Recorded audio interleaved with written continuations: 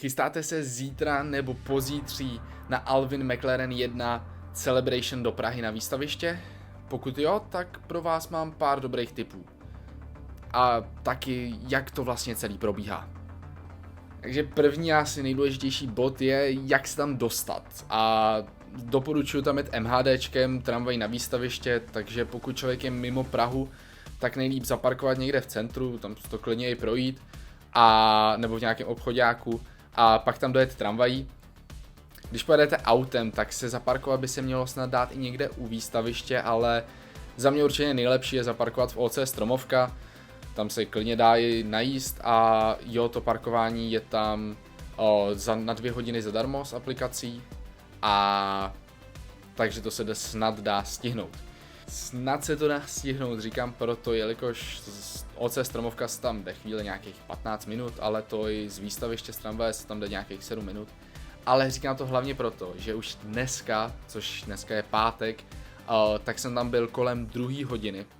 A tím, že jsem myslel, že všichni budou pracovat a tak, že tam nikdo nebude, ale jak se zdálo, tak už byla fronta i předtím, jelikož vevnitř je omezená kapacita. Což je ve finále i dobrý, jelikož vevnitř lidi se tam nebudou tlačit a i tak i přes omezenou kapacitu je tam dost velká fronta. Ale ještě k frontě předtím pouští 50 lidí a takhle vypadala fronta dnes v 3:30. Vevnitř jsou šatny zdarma, což je skvělý. A na vyzkoušení tam je pak simulátor, který vypadal fakt hodně dobře, ale fronta je na něj přes celý ten areál, takže jo, chvíli si počkáte, ale řekl bych, že víc jak 15 minut to nebude.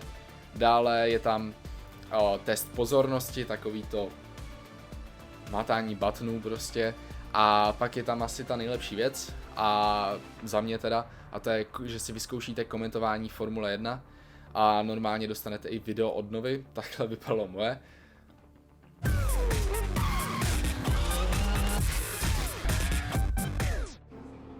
Dobrý den, vážení příznivci Formule 1, vítáme vás na kanálu Nova Sport.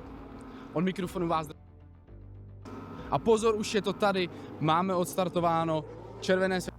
A když se poštěstí, tak v nějaký určitý časy, pokusím se to najít, jsou tam i komentátoři Formule 1, Štěvo Ajzele, Pepa Král. Červené světla zhasly a máme odstartované, ahoj formulová rodina! A ty tam na chvíli se můžete jich zeptat na otázky, vyfotit se s nima, nechat si něco podepsat, je to fakt dobrý. A to, případně je tam i fanshop, kde si můžete koupit plagáty, bohužel tam není žádný merch na koupi, nevím proč, ale jo. A tak, ale ta nejhorší věc je asi fakt to čekání, protože ta fronta, samozřejmě, jsme zapomenout, je tam vystavený monopost Formule 1, který je krásně osvícený, a obecně ten celý prostor je udělaný strašně hezky, je vidět, že se tam fakt nešetřilo, jo. A ta nejhorší věc, co musím uznat, je teda ta fronta předtím. I když jsem tam přišel v ty 2, tak jsem čekal nějakých 15 minut a to přede mnou bylo 10 lidí, jo. Asi jsem zrovna vychytal špatný čas, ale během té doby, tak se tam nahrnulo strašně moc lidí. Ta fronta za mnou byla až za ten areál, až za ten pavilon.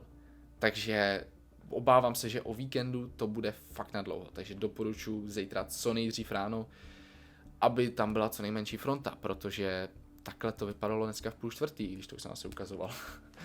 No. A jo, ale myslím si, že to stojí za to, když jste z Prahy. Nevím jak z okolí, protože celá ta cesta a všechno, jestli jste nadšenec do Formule, jak určitě, jo. Ale, nebo pokud zrovna jedete do Prahy na výlet, ale jinak celkově nevím. Ale jo, určitě doporučuji, pokud jste z Prahy a máte rádi Formule 1. Tak jo, díky za sledování, a pokud mě někdo znáte, jak je to z mýho vedlejšího kanálu z Japu, doporučuji se tam podívat. A jo, nezapomeňte dát odběr a like a těším se na vás za rok na tomhle kanále opět. Adios.